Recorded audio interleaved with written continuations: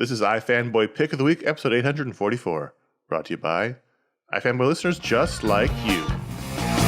Hello, welcome to iFanboy Pick of the Week, episode 844. My name is Connor Kilpatrick. This is my co-host, Josh Flanagan. Useless. Joining us this week in the third chair, Dr. Ryan Haupt. Hey, y'all. And Can anybody identify the quote of what I said? Connor, do you know what that is? I do know. Words. Okay. And I'm trying to think of what it is. I know what it is. Oh, okay. But you can't ask me these things at early in the morning. I'm just I figured you'd at least find it familiar, and I'm happy because I'm guessing it's a low percentage reference, but also one I love. Stick around at the end of the show, and maybe I'll tell you who said useless as his dying words. Oh, man. 1865. There is actually a I read an interesting article by David Simon. Remember, he was developing the show on Lincoln? Yes. And he made a very compelling argument that it wasn't what he said, that it was what the soldiers told people he said for propaganda reasons. Oh, yeah. Are we allowed to talk about that before you give him the spoiler warning? Do we need to give the spoiler warning first? Yeah, John Wilkes Booth said useless in the what's the word for when a thing is in popular culture, but it's anyway. That's supposedly what he said right before he died. No, yes. Now, this is while Dr. Mudd was working on him. No, this is after he ran away from Dr. Mudd's and smoked in Boston Corbett. Apparently shot the bullet out of the burning barn. Who is into this, by the way? This is the earliest and deepest I have ever derailed a program. Go ahead with the talk. Wasn't Simon's argument that it was close to the name of his paramour, and he was reaching for his locket with her picture? Possibly. And that's what he was really saying. Yeah, that sounds much more plausible than useless. Anyway, where are we in the script? We are a fanboy. Every week we read a bunch of comics, and one of us reads their stack of comics, and we call it the pick of the week. We'll talk about that book, other books. Sometimes we've got a lot of books. Sometimes we've got fewer books. It depends on the week, really. The week leads the way. The week is the true producer. We'll talk about that. That's deep. Those books on the show. Sometimes we do listener mail. Sometimes we have to skip listener mail, and we apologize, and we do always feel bad about it. And here's your spoiler warning. Exercise some caution. We might spoil the books. We might spoil who killed John Wilkes Booth, who killed Lincoln. All those things might be spoiled on the show. This week, Ryan, you had the pick. I did have the pick, and the pick of the week this week was the Amazing Spider-Man number 902. That's legacy numbering, folks. And the story is Zeb Wells, art by John Romita Jr., inks by Scott Hanna, colors by Marcio Meniz, and letters by Joe Caramagna, or Joey C, to put it in the parlance that has been used in the email thread up to this point. Yeah, we had. I think we all had a lot of books this week. And of all the books I read, it came down to this was the one that I had the most fun with. It just felt like a really classic Spider-Man story. You know, it starts with the cliffhanger from last issue. The Vulture has dropped him from a great height after ripping his web shooters apart. So he's falling down into Central Park with no web shooters to stop his fall, and he has to figure out a way to not die, because Spider-Man, even though he's incredibly powerful, like there's some fun limitations that you can have with the character, like just dropping him from really high. And he's been in communication with Norman Osborn, who is reformed and trying to do the right thing, and has even built him a sort of goblinized new spider suit. And because his suit and web shooters and all that stuff gets badly damaged by the Vulture, but the Vulture is still trying to kill him.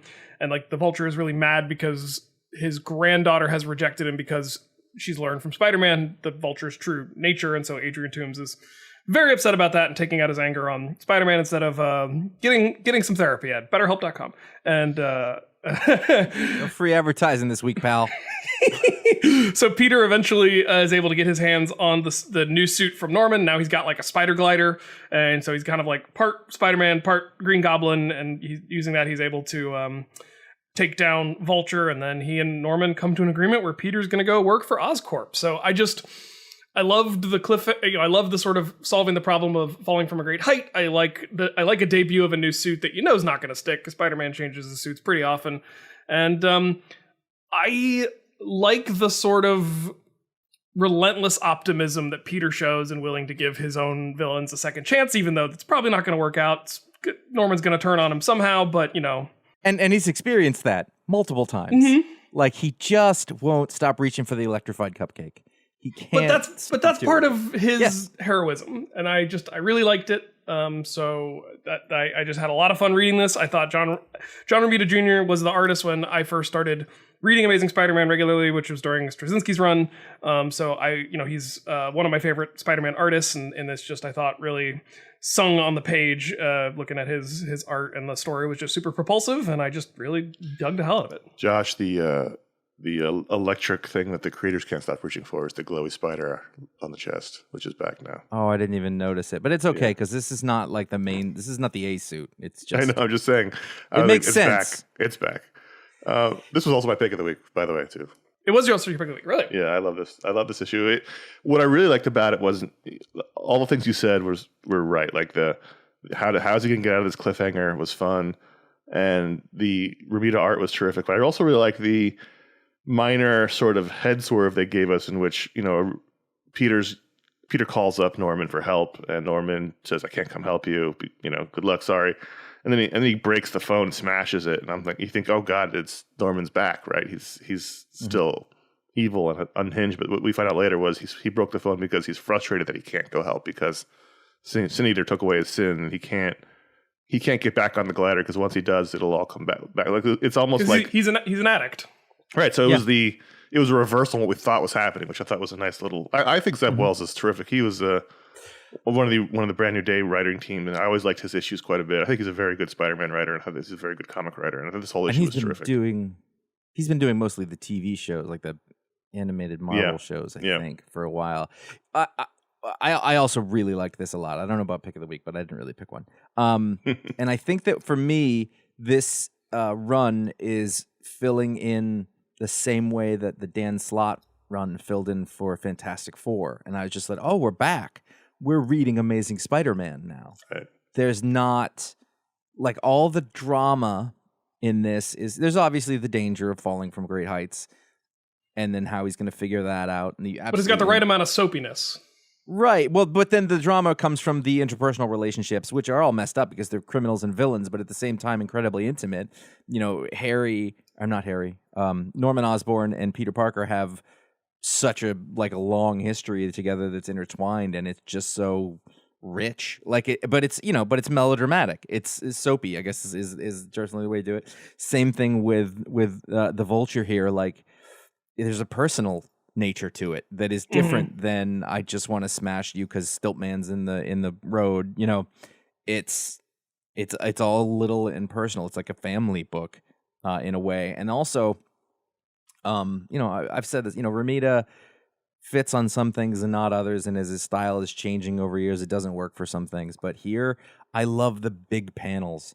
I love that, it's so straightforward, the comic book storytelling in it. Like, the faces fill the panels up, and he's not, it's almost like we've said with some people, like, oh, they really fill in the background and do whatever, and he's putting all of the characters, stage front.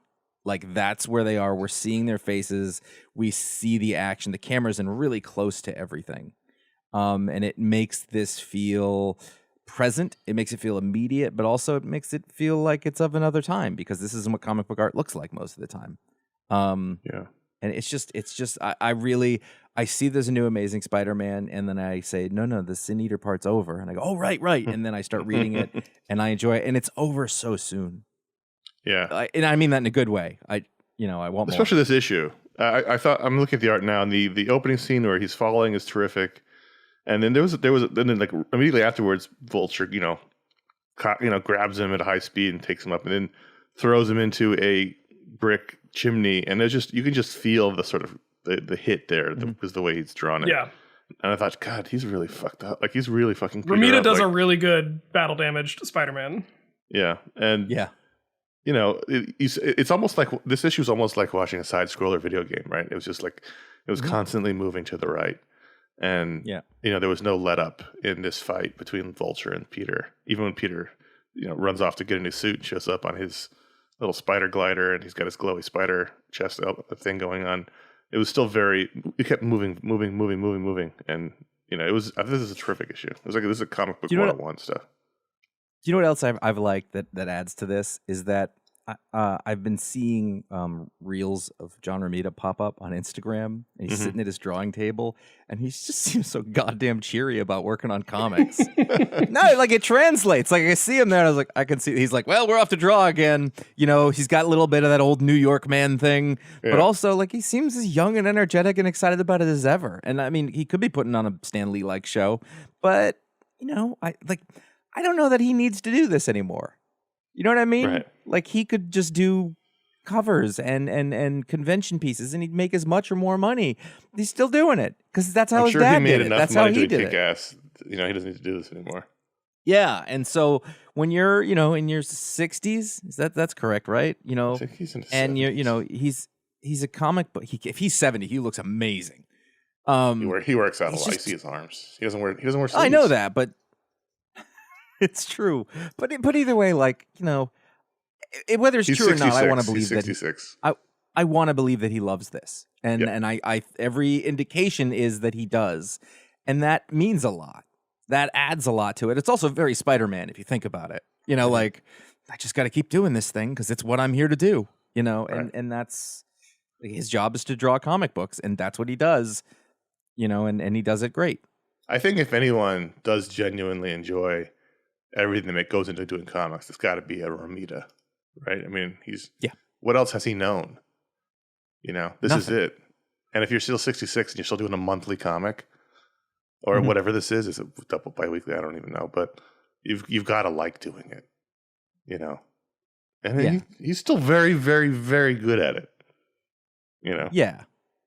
So I'm always happy when Amazing Spider-Man comes out. I loved issue 900. I loved 901, but this was terrific. Sometimes I pick a week with time my week. Sometimes I don't, just in my head. But this was I finished this and I was like, oh, I mean that's the pick of the week. Despite the fact that they gave him a suit that displays emojis on his face. I also don't terrible, like it when but Spider-Man's mask is a helmet. I don't think Spider-Man doesn't need a helmet. It's weird. well, it's the front chunk of it, like the Goblin. It's a Goblin costume. Yeah. I love his spider glider, by the way. It's so dumb, but it is so. I mean, again, that's and he like John how Romita he can control it with his web shooter is just that's silly. Very fun. Peter has like Mount Olympus sized amount of forgiveness in him if he's teaming up with the guy who killed his girlfriend. I like that it's never identified as such. We all just accepted the term spider glider because I think we're just that deep into the Spider glider. Like, yeah, of course it'd be called a spider glider. I don't even know if they said that, but I was like, I don't think they did. When I was saying, I was like, well, this is right. Right. It's obvious. There's no question that's not what That's what Stan would have done. Yeah. So then next month we have Wolverine. So I'm this is, or whatever this book comes out. And that was another little like nice little tag at the end of it. I was like, oh, I'm legit. Like I don't know how Wolverine's going to enter the picture, but I'm legitimately excited to see what it is because it's the old brown and yellow costume. Yeah, it's a good Wolverine. Well, costume. it's not the old one. It's his sort of new one that recalls the old one. It exactly recalls the it old enough to make me happy. Oh, for sure. Yeah, it was good. The one he was wearing when I started reading comics in the 80s. Right. So this week we had Tales of the Human Target #1, which was a placeholder because the Human Target book, which I think we all are agreement is one of the best books being put out, went on like a 5-month hiatus while Greg Smallwood could catch up. And it's anything that Greg Smallwood has to do to get the book done, I'm fine with waiting. But this was a little like, hey, you're waiting. Here's a little one shot featuring the art of Kevin McGuire, Michael Janin, Raphael Albuquerque, and some interstitial pages by Greg Smallwood, to which I say, let him draw the regular book. Don't make him draw these extra pages. And this was fine. This was fine. It was a bunch of short stories in which 3 characters who are involved in the main story, Guy Gardner, Booster Gold, and Fire, encounter the Human Target in other cases. It was fine. It gives us a little bit of look into their personalities, which might be useful for the main series. But otherwise, it was just sort of like it was whatever. Yeah, I thought it was fun to read. I opened it and the first thing I did was like, how many pages is this? And I checked and it was like 45 pages. And I was like, okay, that's fine. It's a little long, but we'll get through it. And it was fun. I think there was like Tom King has a booster gold that he does, which is a little above over the top that I kind of enjoy, but I can only take so much of it, and this was at the very end of how much I wanted to take. But at least he's got a take on him. I didn't know what the twist was going to be, what the reveal was here. I liked how each story had a different tone to it. I liked Guy's self-righteousness, but also that he wasn't wrong. He said there was a line here, and I know that this isn't exactly true because it turned out not to be who we thought it was, but he's talking about this cult and how it attracts these people, and its arrogance that he hates. And he said, that's what I saw. It was a fancy boy on all lecturing at everybody. He wasn't brainwashed by that cult. No, those people just freed him to be who he always was. And I was like, oh, that's telling me a lot about America, and I thought that really stood out to me. I thought it was a great panel. Connor, you always have issues with modern coloring on Kevin Maguire. Yeah, this is better. Yeah, I thought it was pretty good. And then finally, I thought that the Raphael Albuquerque pages translated really nicely. Whatever the subtle adjustment he was to do sort of the mainstream superhero pages, like I could tell it was Albuquerque and I could not tell it was Albuquerque, and I thought it was. I thought he really did the job. As Albuquerque's art changed a lot. I would have had a hard time identifying this as Albuquerque if you hadn't told me. Yeah, his work has changed a lot. I don't know if it's because he switched from physical to digital, but it's lost something. It really used to have a personality and texture, and it's gotten more sparse. But it might just be this is better than I've seen in a while. Right. I actually think of the three of them, the Fire story by Michael Janin was my favorite. They all had a different tone, and hers had that. Hers almost felt most like a Tom King story. So it's kind of it was like, ugh, this is a bummer. But I didn't understand. It was kind of one of those things. Like it was, and I didn't understand it until it was over. And I think that this gave us a lot of context that you don't need for the other story. But as it is, he's written it. It's like there was side preacher issues that you didn't need to read, but it made the other story stronger. And this feels like that. If you're going to put something in the middle, at least it was high quality, I think. To me, the most interesting thing about it was the final page, which was the Greg Smallwood drawn ice page, in which she's clearly talking to all three characters. And it's heavily implied that, which is what we suspected, that she was basically a plant in the main book to go, to suss out what he's doing and get on the inside. And which is also like classic detective noir thing where the good girl is not as good as you think. And so this stuff certainly wasn't bad. I just it was as expected. Each story for me was these clearly that he's the human target is one of these characters for each one, and so it was fine. I enjoyed it, but I didn't love it. But I'm looking forward to more. And next month, Human Target comes back, so I'm excited for that. Is it next month? That soon? It says to be continued next month, and then Human Target says 7. Well, there you go. Public domain number 3, which I always forget what it is. If you were to ask me 2 weeks after this issue comes out, hey, what comic is public domain? I would have no idea. So you love the last issue so much. I loved all of them. This is one of my favorite Image books right now, and I thought that this was the best of the issues so far. You learn a little more about the Sons that you didn't know before, which brings context to so much of what has happened before. This had a page in here of there's the brother. So previously we had thought there's one brother who's like the Forthright dude, the one who looks like Chip Zdarsky. Yeah. And then there's the one who seems more like a fuck up. But now you learn that the one brother is actually a gambling addict, and the other one, he's a tattoo artist, but he's not really a fuck up. He just is a little looser with things than other. Anyway, there's a page in here where it's one page. It's a short story in itself in the comic book where he put a different tattoo on the guy than the guy wanted.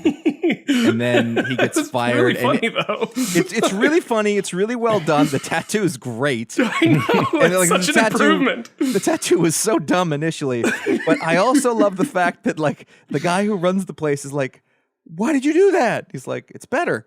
But then that's not what they wanted. It cuts to the girl getting the Asian script, the kanji on her back, and he's just writing white person on her back. So he's doing it too. He's not a good tattoo artist. Well, the art's great, but no, he's bad at customer service. Yeah. His customer service is a big problem. Yeah. But I just like that page. Like that page on its own would have been my pick of the week for I was like, oh, it's a perfect page. The only issue I had in this is that they changed time right after that, and I got confused to who was who, because now the shitty brother, we cut to the past, and the shitty brother has just lost his job right after the other brother lost his job, and I was like, well, why is his hair a different color and he's in brown now? Why is everything brown, actually? And then we sort of understand later that this is the past. There's a little time jumping in here that doesn't quite work. So we find out he owed money. He owed $10,000 to these gamblers, serious guys, and $5,000, and then that's the past. And then later on, now he owes $60,000, and so they're really gonna fuck him up. Yeah. Is the lawyer that he ends up hiring? Is that the same? That's the same character from The Good Wife, right? The kind of quirky, basically, yes, basically. So then his debt ends up causing his father to settle for $60,000 for the character, which is criminally low. I mean, but so that first part, that's kind of interesting, and it's backstory. But then as we get to the other half of it, then we move forward with the story that's been ongoing, and I really like the business thought that's going on here. I feel like this isn't like a full on. This is like an interpretation. It's dramatized interpretation of how this would work. But also, if you're a comic creator, you think about this stuff. You're involved with these stories and these kind of people. The person who is like the publisher of quote unquote Marvel or whoever, she's got, she's a complete badass in her office. And then they make this deal. I also like that the family, as fucked up as everybody is, like the dad is like the artist dad, such a good guy. He's like, I'll pay you back, but I don't like bullies. And you're like, oh man, he's going to Captain America that bitch. And then they cut back to the future. Right. And so they feel like they got a score to settle with him. The brother's not mad at the other brother. He's like, you have an addiction. What are you going to do? It's an illness. I like when there's the world against the core family. And sometimes it's good when the family fights, the Fantastic Four model. But in this, like, they're good people trying to do the right thing, but there's pressure be set on them, and the end thing is like, I got the rights to the comics back, and anybody who knows anything about comics is like, no. Well, first of all, he's thrilled. Look at his thrilled. Look at his face. But they would never give the rights to. I mean, that's the foundation of the whole thing. I mean, the comics run. Well, they would never do that. But I kind of wish. This is a very, very, very minor thought when I read this book, because I like it a lot.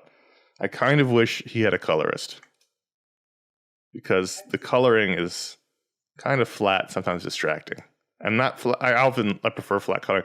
I'm thinking more of the environments and the characters. Yes, the backgrounds can be a little bland. He's doing a thing though where each scene, like, I feel like it's more color theory going on. It almost looks animated.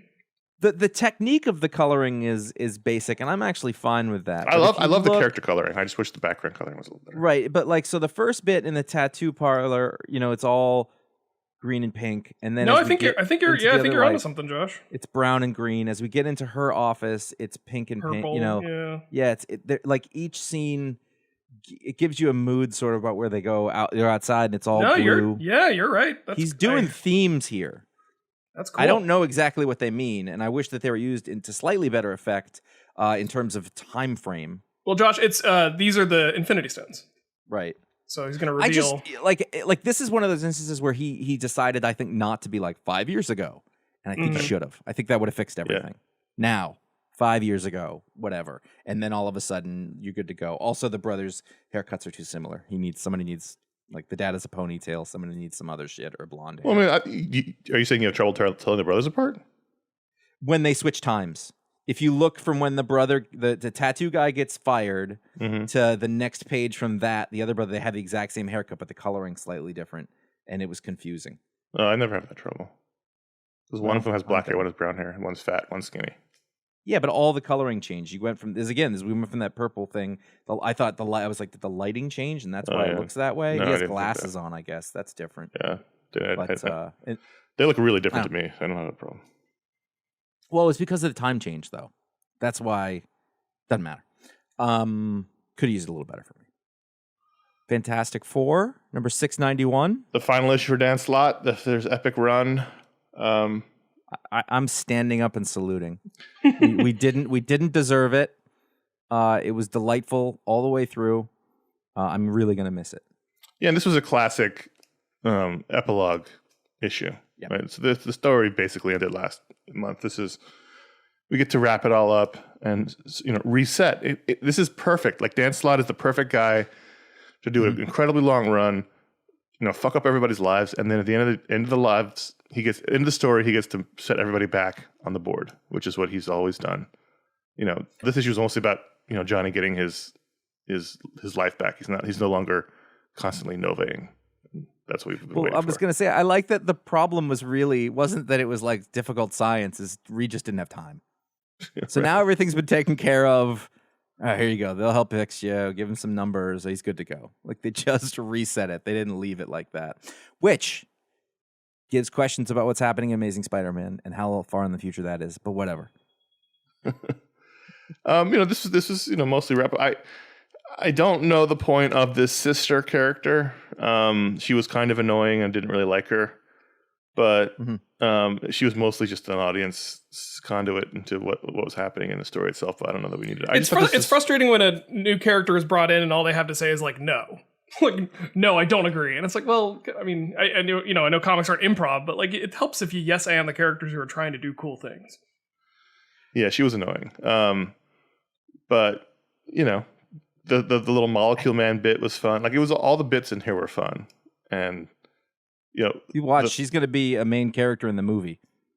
Ben Grimm choosing not to be turned back into human was good. A good character moment. I thought this was a nice little epilogue to the story. And however many issues it was a grand run. And normally these things end and the writer or whoever gets a giant essay. Dan Slott just wrote a little paragraph in the back. That's it. Let's move on. He's like, I'm done. This was fun. See ya.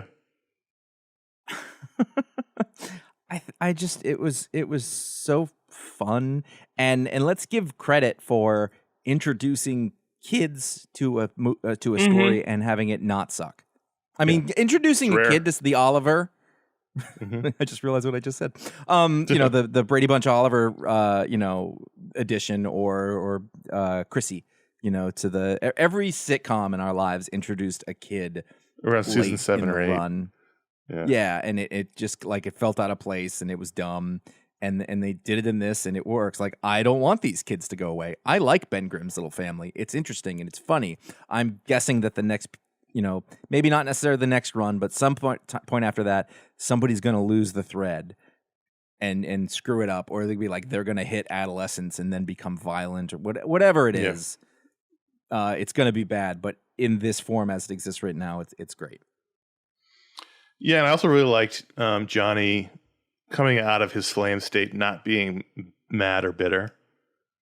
Right? He comes out and he's like immediately hugging everybody. He kisses Ben Grimm and he's excited to meet the sister. And he's like not. There's no bitterness. He's not to running it. hot anymore. Right, and his quote unquote soulmate. Her band falls off. So they're no longer soulmates, and he's just like fine with everything. He's like, he's just happy to be where he is. But he's sad to lose her, but he knows it's the right thing. Yeah, that works. It was the right thing. She was terrible. So this is a great run. This is one of the best Marvel runs in a long time, and I'm looking forward to what Dan Slott does next. I'm cautiously optimistic about the next run of Fantastic Four. We'll see. I'll give it a shot. Who do we know who's doing the next run? We do, but not off the top of my head. They're not names you would recognize. I only know because Josh and I talked about it when they announced it, but it was. But I don't remember exactly. I did want to mention, speaking of ending runs, we're one issue away from Deadly Class ending. This is Deadly Class 55 came out this week, and this is this second to last issue. It takes place in 2022. We're fully in the present. I believe I talked about last issue. Maybe it wasn't on the show. Maybe it was just with Josh. I don't remember. But it was all about. It was clearly all about Rick Remender's angst about his TV show experience, where he did one season of Deadly Class on Sci-Fi. It's a terrific show. It was a really terrific show. And didn't work out. And that last issue was sort of exercising those demons. And this one, it's the pandemic, and Miguel. It's Miguel, right? That's the main guy's name? Miguel? Yep. Miguel and Maria, who are now married with kids and they're in their 40s, have, he's got enough money from being a successful author and also briefly a TV show runner that they are living on a resort in Hawaii. It's weird. Where'd he come up with that stuff? They're living in a Hawaiian where did resort you think of that? with his family, and Miguel is completely depressed and cynical, and Maria's trying to get him out of it. It's sort of like, I feel like this is the angel and devil on Rick's shoulders that are constantly fighting, because Sure. it's like 1, 2, 3, 4, 5-page conversation with him and his wife about the state of the world and how awful everything is, and her comment is like, this is the best time to be alive. There's no one's ever had a better life than people who are alive right now. And it's the constant argument we were especially having in the depths of the pandemic with each other. But Sure. we pull out of that to find that Shabnab and the other white supremacist kids from the school have put a hit out on Miguel and Maria, and the next day they're going to get killed, and their families as well. And Saya, his ex-girlfriend, the Japanese Yakuza leader, finds out, and she sort of struggles with herself whether she's going to go rescue him because she has some ill feelings towards getting dumped, and turns out to be moot because she gets murdered by the hitmen from Shabnab's. It's like everything's coming together. All these characters that we've been following for years are getting killed, and so the next issue is all about, will Miguel and Maria survive this hit squad that's going to show up to the island all by themselves because there's no one left to save them. Everybody else is dead. It's fair then to think that the author, who has put a lot of this, a lot of himself into this, and when I say a lot of himself into this, I mean it's him. He is concerned that it is all going to be taken away from him because of his past. It's interesting. I sort of skimmed through the letters column because this was the final letters column. And at one point, some kid wrote in asking about music because he loved the music in the books. He's in college and he's sort of discovering old 80s punk, and he asked for some recommendations, and Rick just goes, I don't have the energy to give you recommendations. I just don't have the energy for anything anymore. And I was like, oh fuck. And jeez. And but then he talks about also he does a little wrap up on the letters column because this is the last one, and he says, this is the last of his books from that Image Boom. The one that Ron helped make when he went over there. Like, right. Rick had like 4 or 5 titles going at one point in the early part. He still has 4 or 5 titles going now, but this is the last one still being published. Right. Black Science wrapped up, and other books wrapped up, Tokyo Ghost, that stuff. But we'll be at 56 issues, pretty much monthly, which is 5 years or so. Yeah. And this is clearly his baby. He made a TV show out of it, and it's based, a lot of it's based on personal stuff. So. It's going to be interesting. Josh, you may want to just jump in and check out the final issue of this since you read it early in the run just to see. Right. But it's clearly you can see a creator wrestling with his demons in this book, which can be exhilarating but also concerning. Not a new move for Remender. No, not at all. That's what he does. This episode is brought to you by iFanboy patrons and good folks. That's what we've talked about. Get over to patreon.com/iFanboy. You can directly support the shows. That helps unlock new shows. Some of the shows that I'm just going to say the word shows a lot. Shows. Shows. You can be a part of a great community. There's a Facebook group and a Discord group, and it's great. It's like that was the best part of the early days of iFanboy. This wonderful, amazing community, and with the internet being as it was even then and now, it's such a rare, valuable thing. And I still think of all the sort of relationships and friendships that still exist. People who don't listen to the show anymore or part of it, but I'm always like, oh, they're part of the extended family, and that stuff still exists in those places. They're certainly treating me that way, and I appreciate that. The next stretch goal, we have that meeting. Yesterday I was like, I got to schedule this meeting with the guys. We got to talk about the thing. We had a bunch of personal stuff happen that it meant that this stuff kind of got backburnered. Not because it's not important, just because it's not as important as some other things that are more pressing. Yeah, pressing is a good word. That's an excellent metaphor. Anyway, honestly, it's never been more important. If you were thinking of supporting the show for all sorts of reasons, if this is what you're going to do now, please do so. It is not. You don't need to. If you can, if you think it's the right thing to do, if you want to, please do. It is not required, but for the folks who do, know that we appreciate you very much. It makes a big difference in our lives, and it lets us be able to always keep doing this. My paying job. You can go to ifanboy.thrillist.com and buy a fuck ton of t-shirts, please. Go there, just buy all the t-shirts. or the goods and the sundries. We've got 12 designs there that can be put on a bunch of different things. If everybody listening bought one T-shirt, Josh would have less stress on his life. Yeah, get a skateboard. I want to see a skateboard with Clint is dead on it. I was going to buy one, but that's not the option. You can go to ifanboy.com/support. There's a direct PayPal link. You can go to ifanboy.com/Amazon where you can buy the books that we talk about in the Books Explode. You'll see a link for the pick of the week. You'll see a link for the music that we use in the show all on the site, and that's just a general link that you can buy stuff there. There's bookshop.org. We partner with them to help out local bookstores if you need to get books from the internet. One really good way to do it is to use bookshop.org, and you can get you can either get it from the best books local bookstore they find, or you can choose which ones you want to. Those links will be on the website where appropriate. Let's move on to more comics. I pre-ordered a book from Bookshop. I've never pre-ordered books. I just ordered 3 books from Bookshop.org this week. Yeah. A professor of mine from college has a book of poetry coming out that I wanted to get. You're never reading that. We'll talk about it later. I've been on a real question. Was it a poetry professor, or was it like one of your biology professors who does poetry? You know what? It's actually relevant because she was the professor that taught the course on comic books. It was not just superheroes and funny animals. So that was where I read Mouse and Persepolis and Blankets and The Shadow of No Towers and a bunch Same Difference in Other Stories. A bunch of really good indie comics that, I sometimes think that you got older and grew up, and then you talk about your first comics, and I feel like an ancient man. A little part of us still turns to dust. Yeah, that's fine. College. Yeah. I understand. I was in college. You say college, I say I was 30. Whichever. Shang-Chi and the 10 Rings, number 2. I read 1 and 2 together this week because 1 came out while I was on vacation. I just kept putting it off, and I hadn't read it yet. I still have 2 books left from vacation I haven't read. I was reading this and I thought, why am I still reading this? Because this is like the 3rd volume that Gene Luen Yang's done with Shang-Chi. And it's like episode 15. Yeah, I mean, like, it's not bad.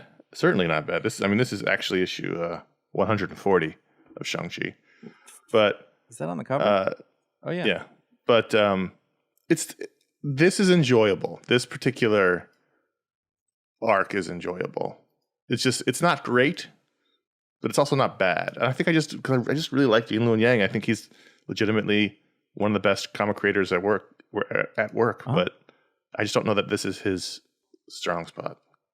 I actually put this on here because I want to say I think this was a really fun issue, much for the same reason that I think the Spider-Man was a really fun issue.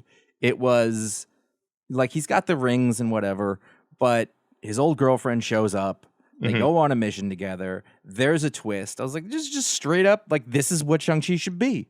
This there's issue kung fu, was there's good, fighting. Yes. It was a fun, good old superheroes, gosh, comic.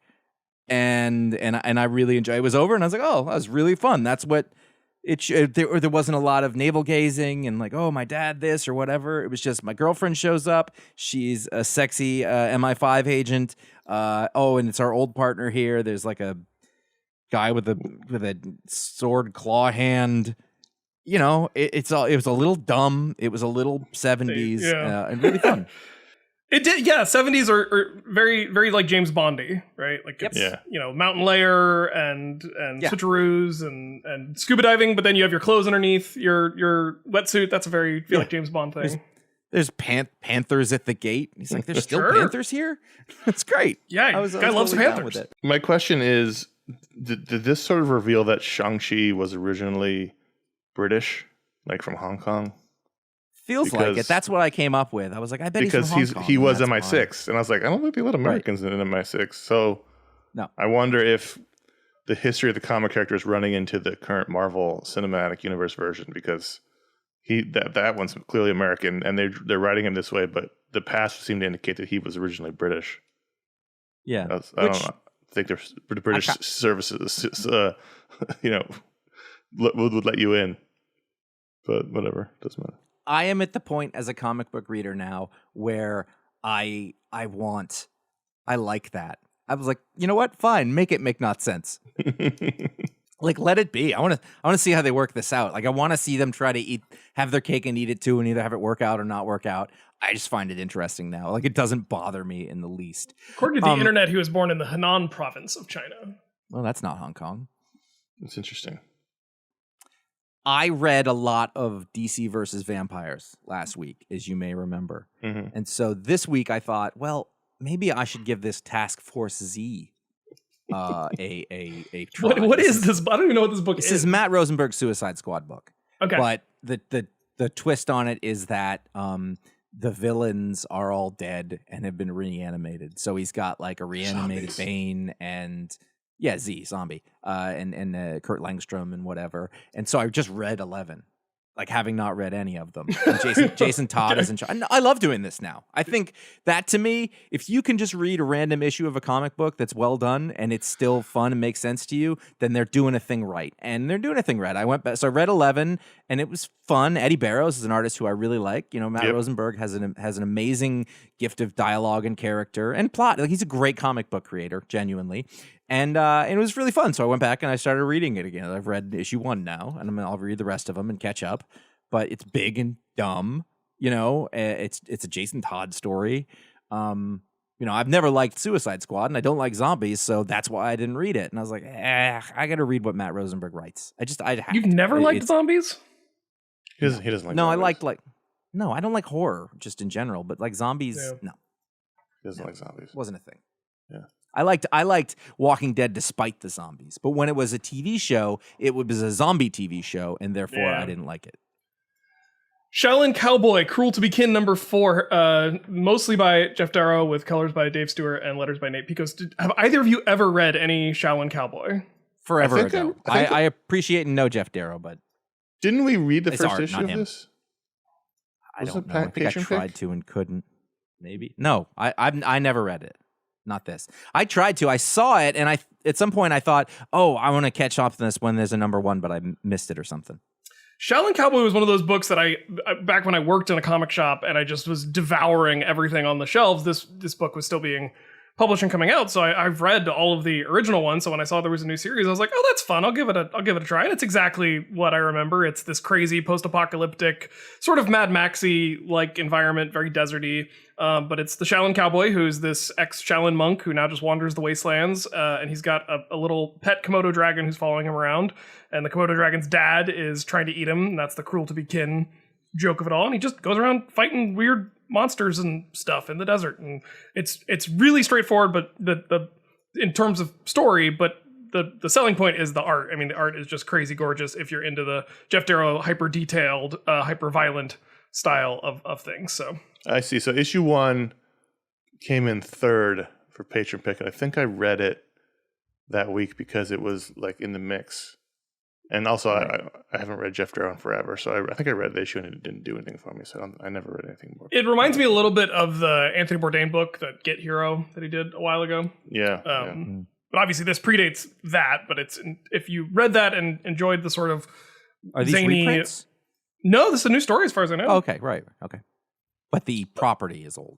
Yes, Yeah. the property. Shaolin Cowboy is an old property, yeah. It's Dark Horse, right? It's Dark Horse, right? Yep. Yeah. Yep. So I just thought it was cool that there's a new series coming out. Just wanted to mention it for folks who maybe hadn't thought to check out a Shaolin Cowboy book before the end. Or just if you've never checked out Jeff Darrow before, like you should do that. You need to. Oh, yeah. You need to know. Folks need to know. He's crazy. We haven't been to Star Wars Corner in a little while. And, the and last time Ryan was on the show, you did. Yeah. Well, but you weren't here, so it wasn't as much fun. It doesn't count. I've been reading Darth Vader since the beginning. So this is Star Wars Darth Vader number 26. There was a volume or 2 before that. So we've been having a pretty regular Darth Vader book for a while. Mostly it was Kieran Gillen and then Charles Soule, and now it's Greg Pak. And this book's hilarious. Now this is pod racing. Yeah, I mean, it's so dumb that if you told me that this is what it was on paper, I would be like, I'm not reading that. That's ridiculous. And I feel like basically, half the book was flashbacks to the prequels. Yeah, it was. Which I was kind of like, that's brilliant. You didn't even have to write half the book. You just did scenes from the prequels. And here's the thing, the prequels are terrible movies. I don't care how old you're when they're awful movies. But I am very intimately familiar with at least episode 1, and so Well, yeah, we saw it 15 me. times in theaters. Right? No, it's bad. Like I would have, but it tickles me. It delights me. It doesn't even matter that it's bad. Now it's taken years for me to come to grips with that. So here's the deal: Sabe, who was the body double for Padma, The Rose is that the Rose Byrne one? Yeah. whatever. All right. She shows up and he thinks it's Padme, but it isn't. And so she needs Vader to do something. And Vader, like he's a badass, but he's kind of a little like, all right, because he looks like Anakin at that point. Yeah. Anakin. Yeah, but he's Vader in this, and they go to this planet, and it's all the people who were his friends when he was kids on Tatooine. So there's Kitster, and there's a little Greedo kid, and there's a big storm, and the solution is that he has to. They need the only thing they can use is a giant pod racer, and they're like, "But who's gonna fly this pod racer?" And Vader's like, "Ugh." So he takes off on it. Now nobody knows that he's Anakin. It's the dumbest thing, and I love it. It is so stupid. Sabe was the Keira Knightley one, so you can stop writing your emails. Thank you. Yeah. All right. Also, Keira if you wrote Knightley, it doesn't matter. It's not the point. Yeah. No, it's ridiculous. I was like, and then like the drawing, it's in a sandstorm, and we know that Darth Vader hates sand, and like it's got to be even worse when you're in the Vader outfit. We flash back to a whole page of the scene from the movie where he's talking about how he hates sand. I was like, this doesn't need to be here. You guys are fucking with us. I haven't seen that movie since 2002. I know about the sand. Josh, question. If this was a TV show, would you enjoy it? Or is it because it's a comic that you're enjoying it? It's comic. Yeah. It's absolutely because it's a comic. I wouldn't sit through if it was a TV show. But in this, like, I like... we know comics. We talk about. I like watching them try to, because I think in this one you can get away with being wackier. Like look at this dumb comic shit, and you get like when they cut to the pod racer, it's ridiculous. Like a pod racer's like 2 engines that are towing like a little thing. Yeah. This is like 2 gigantic engines. Like they're comically large, and like he sits at a little thing at the top and the back of it, and it crashes it, of course, and it's fun. It's so dumb. I really had fun reading it. I've liked all the Darth Vader books. Yeah, you have. Like I've dropped most of them. And he's got his little cast of characters. Like he's got Sabe, he's got Ochi of Bestoon, who should be annoying, but I find kind of charming and delightful. Agree. I also tossed on Star Wars Hyperspace Stories by Amanda Dibert and Lucas Maragon, and I only did this because this is a Dark Horse book, and how is this happening? I wondered the same thing. I don't have an answer. I just saying I wondered it. So it's a Clone Wars era story of a Wookiee diplomat and his daughter getting helped out by Obi-Wan and Anakin. Oh wait, were you asking about the rights? Yeah. So I think it's because it's a animated book. The rights are different. So like Marvel has farmed out like all of the YA kids rights to other companies. So because I knew IDW was doing some stuff. Yeah, so I'm pretty sure because it's based in Clone Wars and it's considered part of a different rights package. So that's why. It's a little flashback story to an adventure that Anakin and Obi-Wan and Padme had back in the day, and it's got some Wookiees, and I don't know. It definitely felt YA. I just checked it out because I was curious what Dark Horse was doing with these books, and that's that. So this wouldn't be canon then. No, well, I think Clone Wars. Clone Wars is considered. I know, but it's. But it looks like this is going to be maybe an anthology style. So like the next issue is a different creative team. The next issue is Cecil Castellucci and Megan Huang. Do you know that Dibert is German for the Bert? Oh, that clears it up. Thank you, Josh. That's what I needed. So those are the books we wanted to talk about, but at patreon.com/iFanboy, you can vote to add a book to the rundown. This week, the patrons, by an overwhelming margin, it was like the most votes a book has gotten in a long time. The winner was Minor Threats #1 from Dark Horse Comics, written by Patton Oswalt and Jordan Blum, with art by Scott Hepburn and colors by Ian Herring, and Nate Picos again on letters. And this is a Batman DC pastiche that is, not unusual in comics, just to do a version of the classic heroes. And I think the overall plot of this story is the Joker kills Robin, all the heroes get pissed off, and all the minor villains at the end team up to go find the Joker and turn him in, because otherwise it's going to get real bad for them because the heroes are pissed. That seems to be the overall plot of this book. Well, it's sort of. I think I had a slightly different read on it, where it's when the Robin character gets killed, the Batman character goes so insane that he's going to start killing villains, and the heroes can't let that happen because it'll ruin their reputation. Right. That's what. And the villains don't want to get killed. And so, mine was a higher log line description of the story as opposed to getting into the details. This is if these writers wanted to do an issue of Astro City is what this was. To me. I was like, oh, it's Astro City. It did have Astro City. I also thought Astro City while reading this. A little bit of Astro City, a little bit of that Mark Waid Irredeemable. She's the play box, and I was like, that's Jack in the Box. That's an Astro City character. Or the Toy Man. Although that's a hero. Yeah, Toy Man. Yeah, well, whatever. Patton Oswalt, Jordan Blum is like a horror movie person. Is that? No, that's is he like a Blumhouse guy? That's Jason Blum. Oh. Are they? Whatever. You could see why I would be confused about that. I'm not sure who he is. I know who Patton Oswalt is. He seems to be a comic. Jordan Blum is a comedy writer. He wrote the MODOK show and was on Community. They did that MODOK series. Patton Oswalt was the voice of MODOK on that MODOK show. I'll go. Yep. I thought it was fine. I thought it was well done. I thought the characterization, the dialogue, and the art, I thought it was all pretty good. It was solid stuff. Don't really care. I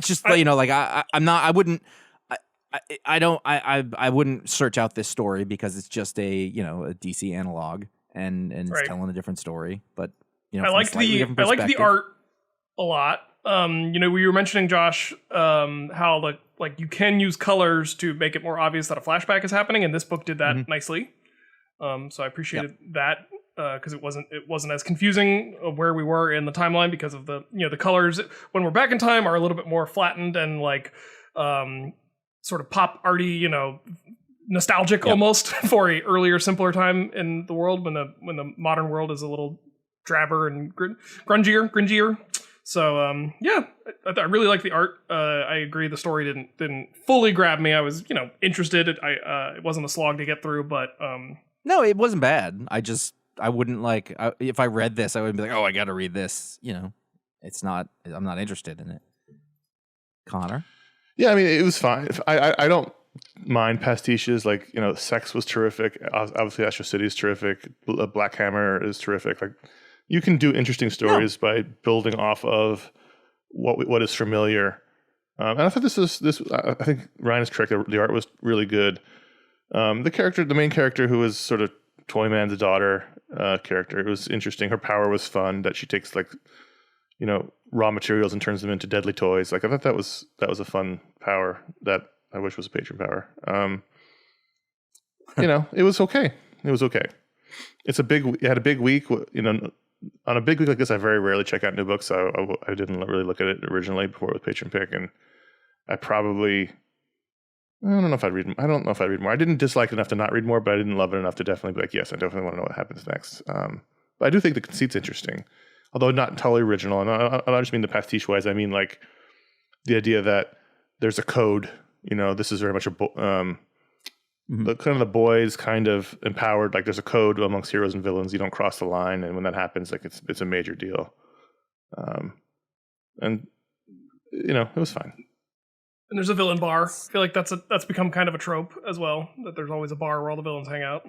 But to me, at the end of the day, it's how do you execute on the tropes? And I thought the execution was fine. Yeah, I agree.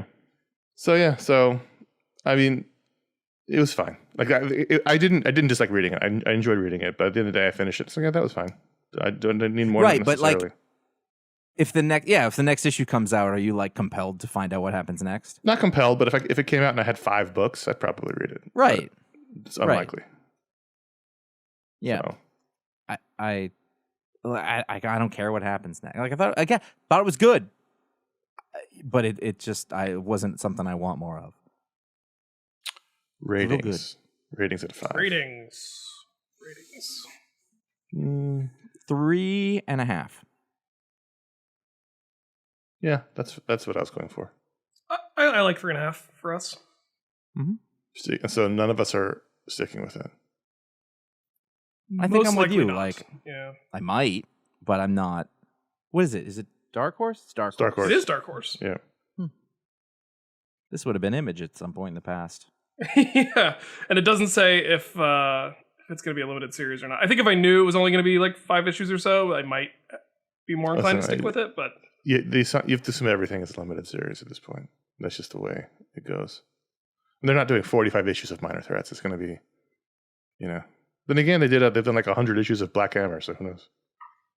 Minor Threat is a loaded term. I did think that. To some of us. It's a seminal punk band, and they were kids, and they were a minor threat. That was a wordplay. DC band, right? And yeah. Oh no, it's the East Coast hardcore. Discord Records, they become Fugazi, blah blah blah, all that. And so it is not unusual to have writers of comics who are in a similar demographic as me. Famously Remender, that's the thing he does. But I don't know that the title fits here, because I get it that minor is being used in a different way, actually the more traditional way, but it indicated to me that there was going to have something that made me think of that. But maybe they weren't thinking of the band at all. I don't know. But I guess they're minor because they're insignificant. That, and also she was a kid and Robin was killed, so it's kind of like there's a lot of play here. The Minor Threats, I think, at the end of the day, is about it's like if Kite Man and Condiment Man and they all teamed up to take down the Joker. They're the minor Condiment threats. King. Right, whatever. They're the minor threats in the Rogues Gallery. That's kind of what it is. I don't think the title works. I also don't like the design of the title. It doesn't look right. Yeah. So it was fun. It was sorry. Right. I know that's nothing, but like the I don't know. Like the this is maybe my fault, but the title made me think it was going to be different than it ultimately was, and so I thought about it, saying, "Is this the right title for it?" But who cares? That doesn't matter. Just the thought process. Patreon.com/iFanboy. If you give it the $5 or higher level, well, everyone who gets to vote, every patron gets to vote, no matter what you give. But if you give it the $5 or higher level, you get a superpower live on the show. Ryan, you're up. I have a power that is about to be bestowed upon Peter Compton, and this power is that Peter has a rat that can jump on the heads of other people and control them, Remy the rat style. But it can't control him unless he wants it, but he can use it to control other people. Isn't that just Ratatouille? I think that was different, but did you think about this after you read Did you watch Ratatouille? I did. I have seen Ratatouille. I did make the Patton Oswalt connection, but I was in the kitchen before the show was recording, and I just had the thought of like, wouldn't it be awesome if you could remote control other people using a rat friend? And so like I just thought that would be a really cool power to have. It's the hair pulling still freaks me out. You just put the rat on somebody else, and that person can do what you want. And I think some days I just need some help, guys, and this would be a way for me to get some help. By enslaving people via rat. Jeez, that's your solution. It's either that or hire an assistant, but who's that kind of cash? I need some help. Hey, what are you doing today? Oh, nothing. Come here. Hold still a second. Yeah. Crouch down. You met my pet? Why is it pulling my hair? Listen, when you finish cooking the omelet, you can take a break and have a glass of water. I'm not entirely sure, but I think that's a supervillain power. Sometimes people take a villainous turn. Oh boy. All right. It's difficult to spin that power into anything good. Like being that character, like the Justice League, like, you can't be on this team. Yeah, but look what I can do. It's messed up, dude. Well, I mean, if you think about it, rats don't live that long, so he's not going to have this power. Like the lifespan's it's only one specific rat. Yeah, he's got one specific rat that he can deploy. I'm pretty sure if you control people against their will for any amount of time, he could get consent first. It's not a good thing. He could get consent. Okay, fine. I'm not signing that. Wait, so the rat controls what I do and I got no say? Yeah. What do I get out of it? Just hold your head down. So, back up. Is the rat... Does the rat, like, you want this person to like help you cook and clean and stuff? Does the rat know how to cook, or are you also directing the rat? Because in that case, you're still doing the extra work. Good question. Peter is able to like psychically tell the rat what he wants to have done, and the rat is able to take it from there. So he can just psychically project the idea of like, man, we really need someone to sweep the house. and mop up, Okay. and then the rat will control someone and help them do that. So it's not like a matter of like, when somebody offers to help, but you're like, it's going to take more effort for me to explain. Exactly. To This is the shortcut for that. That is Okay. exactly it, Josh, because the person will do it the way Peter wants it done. Uh-huh. And it's just an This instant is definitely psychic mind thing. control. Yeah. It's the rat has to physically get to the other person and climb up on their head and start controlling them. I mean, this isn't even like a moral gray area. We're out of the gray. We're in the black. I mean, we said the powers Spider-Man would be dumb. would punch you. We said the powers would be dumb. We didn't say that they would always be appropriate. We did not say that, and that's true. We're not criticizing it. There are plenty of people who have been given patron powers that we would prefer not to use those powers, especially around us. So that's part of the risk we take. We're not criticizing you. We're just pointing it out. That's all.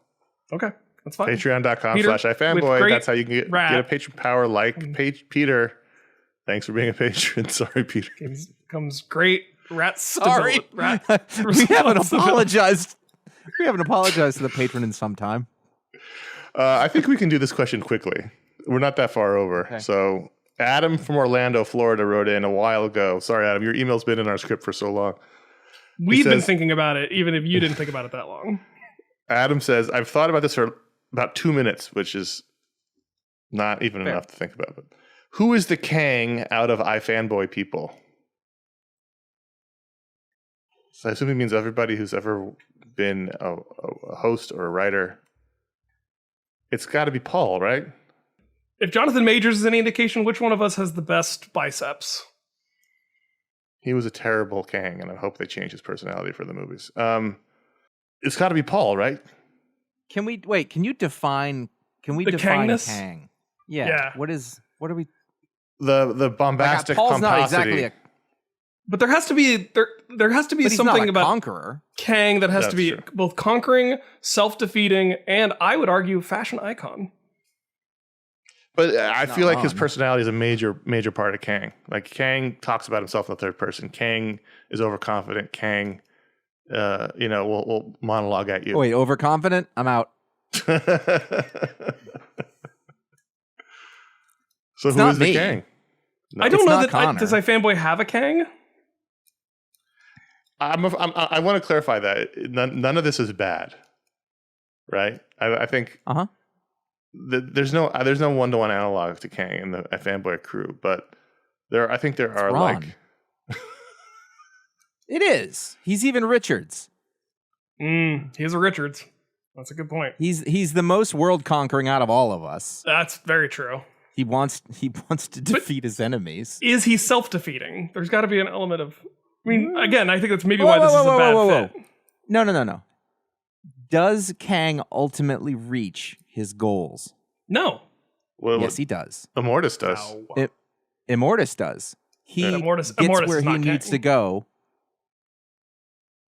It's Immortus a part is of the Kang. process.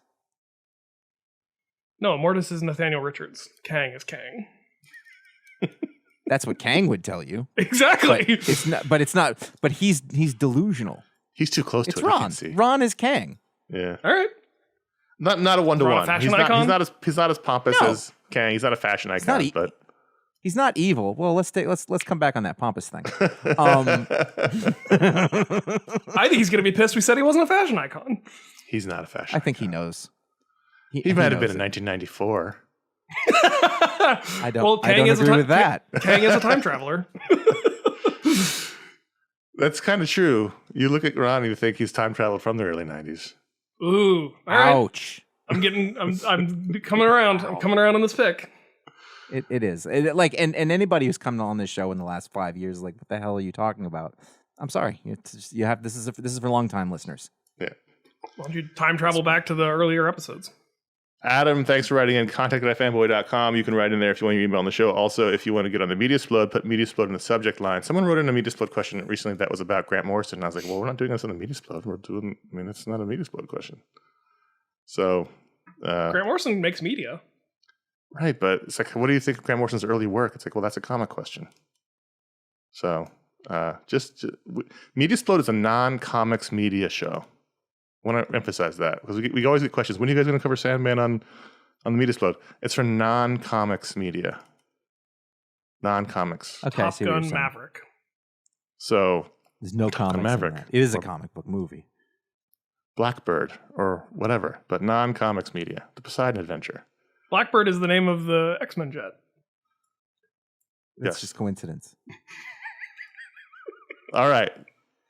It's also Just a everyone killer. everyone know that we had a lot of technical problems with this episode, so everyone's We punchy. have? Yes. The timing's a little off. Timing of the thing is SR off. 71. Let's talk about other shows we've put out in the last couple of weeks. Animated Brain Trust show. Ryan and I and Paul Montgomery reviewed Green Lantern Beware My Power, which I saw a commercial for during a baseball game. I was like, what is happening right now? That's weird. So you can check that out. That was earlier in the month. What month is this? Is this still August? Yeah. Is it going to be August when the show comes out? Yes, it is. So earlier in August that happened. Media Explode, which was just talked about. We did the top 5 TV deaths. Josh and Ron and I talked about that. That was a lot of fun. We had a lot of time. We laughed. We cried. We had a good time talking about that. And just this past week, right behind the show on the feed, you can find Josh and I talking about Hulk, Future, and Perfect for the latest Booksplode. We had a lot of fun with that conversation. Based on the last 2 media explodes, you could rebrand it as an Anthony Edwards appreciation podcast. It's always I mean, Andy in Edwards general, for that's sure. all. That's all iFanboy is. Yeah. Like it's in the. It's not on the site, but it's in the charter agreement. It's not what we're about. You know, we used to make a joke about what we're about in our platform. Our platform is Anthony Edwards Appreciation. I don't There you think go. there's anything. So you can find those shows behind this one on the feed, and we will have a whole slew of new special edition shows coming out in September, which we'll talk about when September Never stops. never stops. I do a show called Science Sort of, but I do want to point out that I have been remiss in pointing out that I was a guest on 2 other podcasts that I believe I was asked to be a guest on because of my affiliation with iFanboy, so it only makes sense to mention it here. There's a podcast called Men of Steel. It's a Superman podcast, and I went on episode 90 to discuss the It's Superman novel that Connor and I both read a while back and actually reread for the show. I hadn't reread it in a while. It holds up. It's a good, fun little novel. It's a good novel, yeah. Yeah. So we discussed that on their show, and then I went on Blake Chastain's podcast, Exvangelical. Blake is a longtime iFanboy listener, and he does a show about being an ex-member of the evangelical Christian community, in particular the American brand of evangelicalism. And you might not expect my interview on that show to discuss my iFanboy origins, but it did come up. So if you want to hear sort of the story of how I got involved with the Jamokes, blankets. I don't know if I discussed blankets, but that is kind of relevant. But yeah, so I was on the episode. He doesn't number his episodes, so it's just the Ryan Haupt episode of Exvangelical. Available wherever you get your podcasts. Do you run these appearances by the brand department? Yeah, Just like to make we sure didn't they're- hear about these things. Like, Yeah. Oh, I didn't you have realize. Was I supposed to get approval? You have to get it approved in triplicate from 3 different I went departments. rogue. Yeah. there's I guess I missed that. we'll I missed table that. that. That Slack We'll channel. have to- Jeez.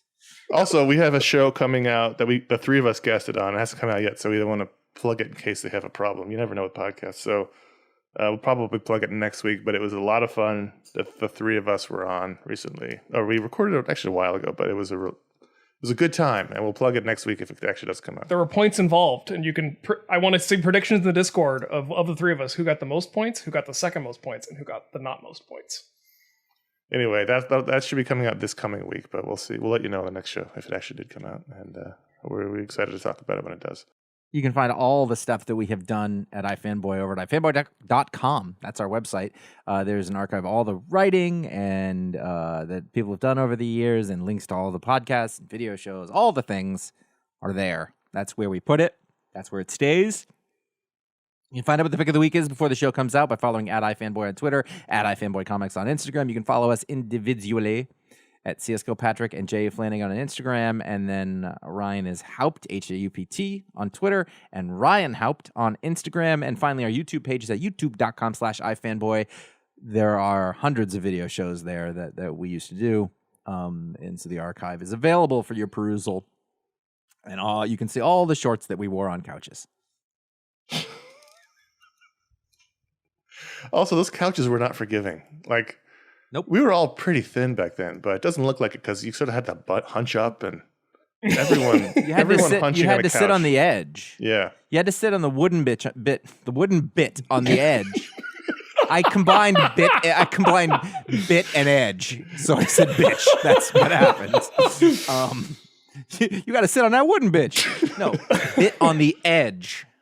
Yeah. And you had to, I remember, that's what people don't know is that when the camera stopped rolling, we went, we had to we let our spines relax. Whereas now YouTube videos, you have to be inches from the camera sitting at a desk in like a gaming chair. Right. That's not going to happen. You didn't know that back then. Well, we were pioneers. We were making the rules. Yeah. We didn't even have a fucking high def camera. I love the idea of like pioneers. You think like covered wagons out on the open range, basically three what it white was. guys on a couch. That's basically what it was. Huge hot lights. There was no LEDs then. No, God, no. God, those lights. Explains Those the lights shorts. started at least one fire. That's how hot they were. I burned one of the scrims burned, started smoking because of the light. Those lights are in my basement, and like I don't know what to do with them because I'm like, who would want these? It's like, who wants this old Packard jalopy? Yeah. You'll turn it on and you'll start to sweat immediately. If somebody's doing set dressing for a YouTube show recorded in the early 2000s, like if they're doing a show about early YouTubers. I guess, yeah, but that would be it. We weren't YouTubers. Yeah, we were on Revision 3ers. Revision 3ers. Hey, if you like the show, Hey, I'm so hungry right now. My body, like my blood sugar has just dropped below the floor, and I'm starting to pass out. If you like the show, you gotta pull up before 5,000 feet. I'm not even. The hard deck is a recommendation. The hard deck is absolute, Josh. It's coming to streaming pretty soon. We'll watch it all the time. If you like the show, write a review, leave a star rating on Apple Podcasts or wherever you listen to your podcast. Even better, that's word of mouth. Tell your friends. Help spread the iFanboy word. We thank you very much to all who do that. It helps the algorithm, and we appreciate it. And that's it for this week's show. Thanks for listening. Thanks, Ryan. My name is Connor. I'm Ryan, requesting permission to buzz the tower. Useless. I think it was Eustace he was trying to say.